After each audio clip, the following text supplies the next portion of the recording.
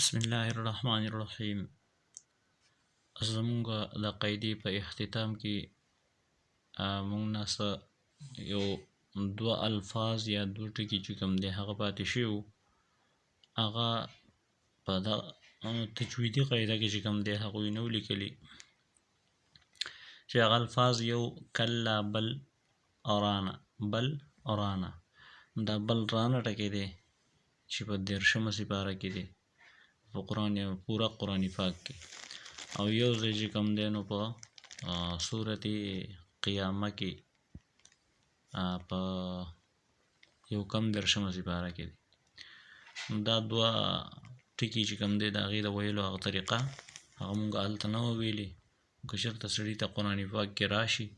او بیا یې د ویلو طریقه سړي ته نه وي معلومه، نو چې هغه مونږ معلومه کړو. نو دا الفاظ په ناشنا طریقه ویلی کېږي. کلا خو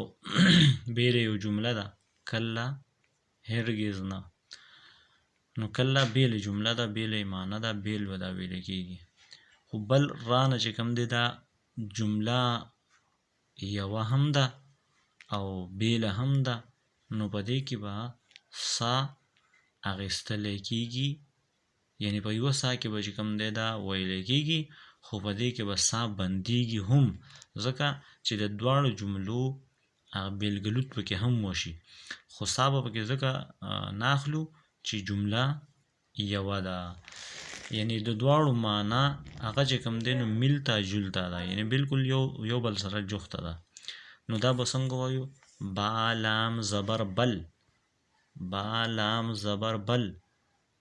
اور الف زبر را بل، را نون زبر نه بل، رانا وقفا بل ران. لکه چې زه کله بل ویم دلته کې سا زه ماتومه نه، سا نه اخلم، بلکې سا خپله لږه بنده کم او بیا به سره الف زبر را ووایم. نو داسې طریقه باندې به دا ویلی کېږي. با لام زبر بل، را الف زبر را، نون زبر نه بل، رانا وقفا بل ران، بل رانا وقفا بل ران. دا چې کوم دی زمونږ د دې ته سکته وایي، او سکته چې کوم دی ما تاسو ته وي دا په قرآن پاک کې دا صرف په 2 ځایونو کې دي، په 2 ځایونو کې، یو په صورت قیامه کې غالبا دی او یو چې کوم دی دغه هلته و چې کوم مونږ ولیده. او اوس دویم چې کوم دی نو صورت قیامه کې چې کوم راغلی دی نو هغه دی من راقین. هغه څه دی؟ من راقین. نو دا من راقین به څنګه طریقه باندې ویلی کېږي؟ وقیله من راق. نو د دې د ویلو طریقه هم دقه رنګې ده څنګه چې د بل رانا ویلې وه. نو وقیله بیله جمله ده او من راقین دا بیله یو جمله ده، خو په یوه جمله کې دا چې کوم دی نو 2 معنی هم ورکوي او یوه معنی باندې هم دا استعمالیږي. نو په دې کې به مونږ سکته کوو، او سکته دغې ته وایي چې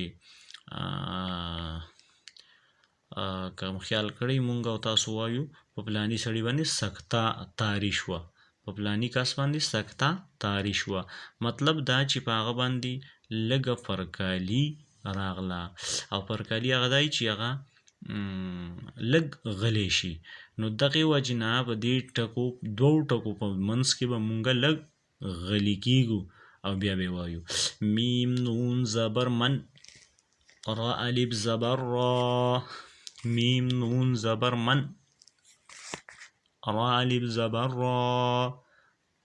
من، را قاف 2 زیرقین، من راقین وقفا من راق. دا چې کوم دی زموږ هغه 2 الفاظ چې کوم زموږ استاسو نه پاتې شو د سکتې، او سکته په پورا قرآن پاک کې 2 ځایونو کې ده، هغه مونږ چې کوم دی نو معلومه کړه او معلومه شوه مونږ او تاسو ته. الله پاک دې په دې باندې عمل کول توفیق راکړي. ورسره مونږ او تاسو قاعده د تجوید ویلې وه. تجویدي قاعده کې مونږ او تاسو ته بعضې الفاظ سره بعضې شنه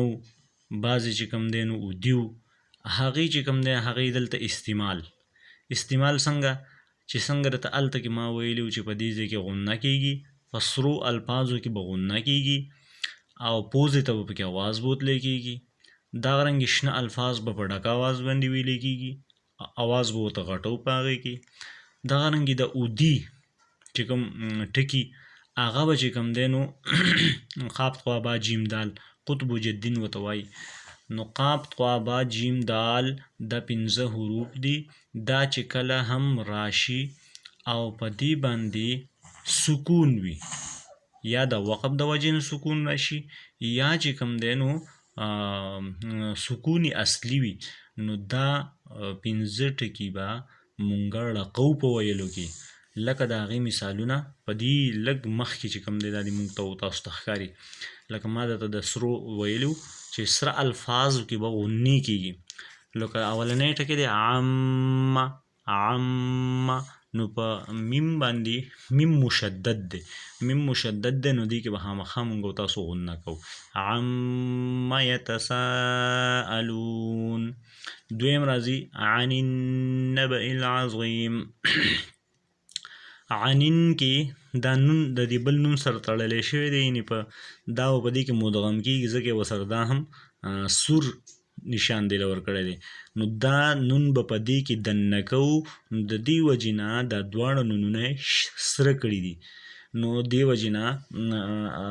دا سره چې کوم دی سړي سره اشکال پیدا کېږي چې نون مشدد خدا بل دی په کار چې دا صرف سور وی او دا ورسره سور نه وی نو دا دي چې دا نون به په دې نون کې مدغم کېږي یعنې دننه کېږي به نو کله چې یو نون په بل نون کې دننه مدغم کېږي نو دغلته به خامخا غنه کېږي نو دې وجې نه دواړه نونونه هغه چې کوم دی نو سره کړي دي عن النبأ العظیم نو دلته کې چې کوم دی نو زغا راله شنه راله او د شین حرف باره کې مونږ تاسو قاعده ویلي وه چې دا به مونږ په ډک اواز وایو عظیم ها بیا لاندې راکوشو علم نجعل الارض مهادا دا علم نجعل دا جیم ما وړقو په دې عام خلک داسې نه پوهېږي علم نجعل الارض مهادا والجبال اوتادا ألم نجعل الأرض مهادا وخلقناكم دلته دا قاف طا با جیم دال ما تاسو ته ویلو قطب جدین دا ټکي چې کوم دی نو دا به ړقولی کېږي نو خا به په ډک اواز باندې وایو وخلق لا دا قاف چې کوم دی دا به په ډک اواز هم وایو او ړقو به هم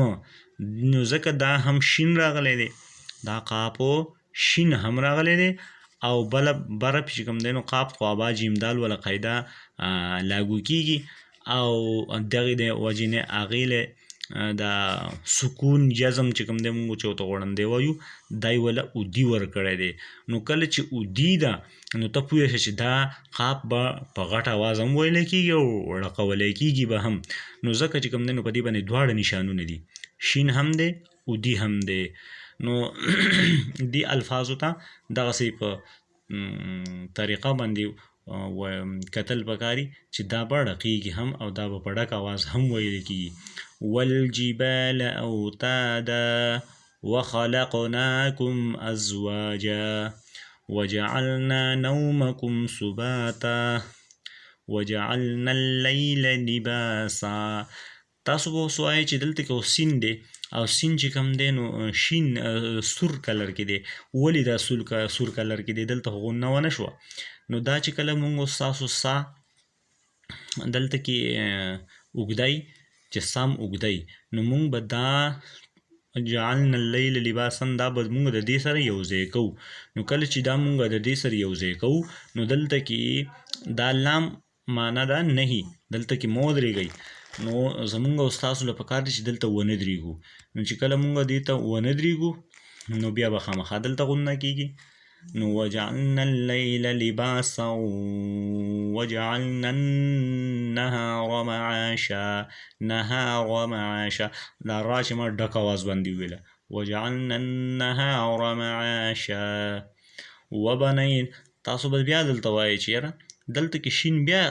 سور راغلی دی، دلته څنګه غونډه کېږي؟ نو دلته کې به خامخا مخکې واو راغلی وبنینا، دا تاسو ویل واو راغلی دی او واو مشدد راغلی دی. واو چې کله مشددي نو هلته به خامخا غنه مونږ راولو کېږي به. نو وجعلنا النهار معاشا وبنينا فوقكم سبعا شدادا. دا چې کوم دی نو هغه څه الفاظو چې مونږ او د هغې مشق پکې هم وکړو. فوقكم سبعا شدادا، سبع با دا د قاف قطب جدین الفاظو نه راغل ده او اودي کلر ولا ورکړی دی او اودي کلر باره کې مونږ ویل دي چې دا به مونږ ړقو. فوقكم دلته قاف شین راغلی دی، قاف خوا با جیم دال به ړقو خو دلته به قاف نه ړقو ځکه چې په دې باندې جزم سکون یعنی دا غوړندې نشته نو دې وجې نه به دلته قاف نه ړقېږي. او سبعا شدادا نو با چې کوم دا په دې باندې غوړندې دی دغه سکون جزم پې راغلی دی د دې وجې نه به مونږ سبعا دا با چې کوم دی دا به ړقو. فوقكم سبعا شدادا وجعلنا دلته کې دا که بیا مونږ تاسو یو ځای کوو نو دلته به غنه کېږي، که نه یو ځای کوو سام ختمیږي نو په دې ځای باندې وقف هم کولی شو. خو دا لامې د دې دپاره کړی دی چې یاره دا خبره یوه ده او دا تاسو میلاو ووایئ. یو چې میلاوې ویلی شئ نو دا ډېره بهتره ده. نو د لام معنا نهي ده، دا تاسو په رموز اوقاف کې قرآن پاک په اخر کې لیکلی شوي هغې کې چې کوم دی کتلی شئ. انشاءالله نن ورځې دپاره دا سبق زمونږه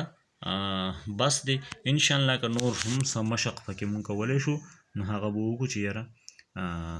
څه کمی بیشی شوي چې هغه پکې راوګرځو.